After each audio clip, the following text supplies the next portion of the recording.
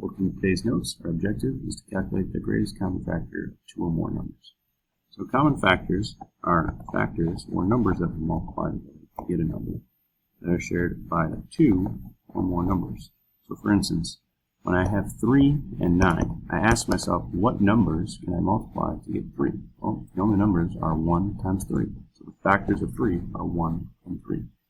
And I ask myself, okay, what numbers can I multiply together to get 9? I always start with 1 and the number, so 1 times 9 is 9.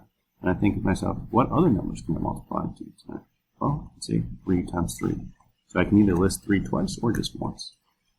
So the common factors that they have are 1 and 3.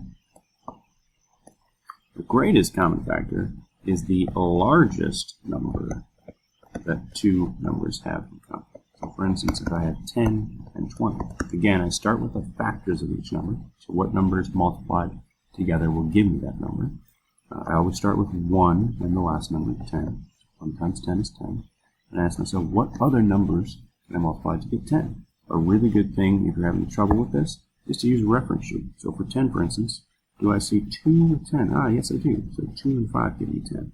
But is there any other number? No. After that, I give me 10. So 2 and 5. For 20, obviously I have 1 and 20. Leaving my space, self space to fill out the rest. 2 times 10 gives me 20. And what about 4 times 5? So the greatest common factor is the biggest one. Well, they have common factors in 1, 2, 5, and 10. The greatest one is the one that they have in common. So that's 10. So today we're going to talk about two ways we can use this. Actually three. We can either list it, we can make a t-chart, or we can use the rainbow method. For a t-chart, you're just writing the two numbers, and then again, kind of listing the factors. So it's always 1 and the last number, 16.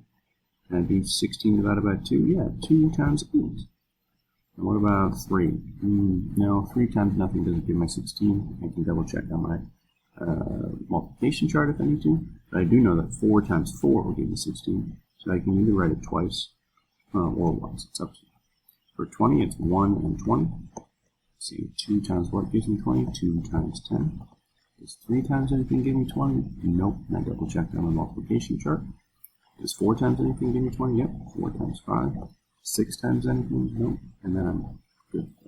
So they have common factors in 1, 2, 4, 5, 4, but nothing else. So the greatest common factor here happens to be 4. It doesn't matter which 4 you circle. For the rainbow method, you're listing out your factors kind of horizontally like this. So 1 times 16. 2 times 8, and then 4 times 4.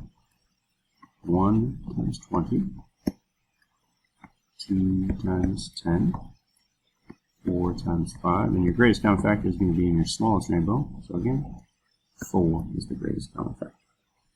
When you have really big numbers, it's a good idea to list out as many as you can, but again, to use your multiplication chart to ask yourself, okay, if something like 3 or 4 a factor of 72, so I can put my finger on 3 and go over and see if I have 72. I do, so therefore it's a factor. It's 3 times 24.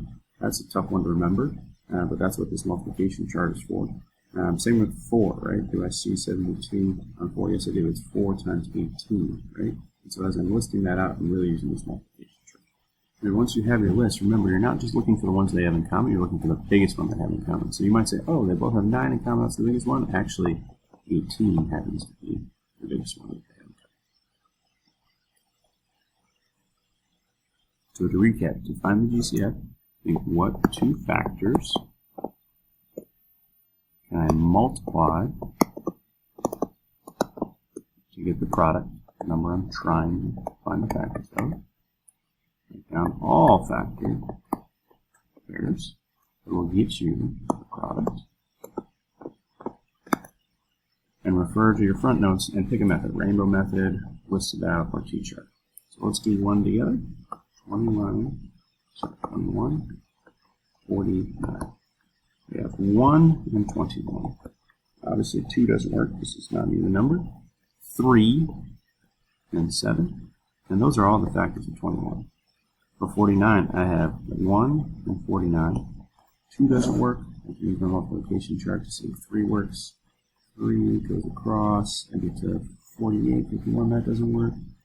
44, no, that doesn't work. The only other factors that we got are 7. 7 times 7.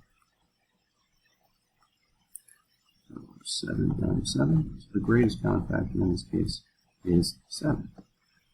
Right? You guys try to do number 2, 45 and 120. Make sure you list all the factors. The rest of these notes we'll come back to discuss together. And if you finish early, go ahead and do some extra work.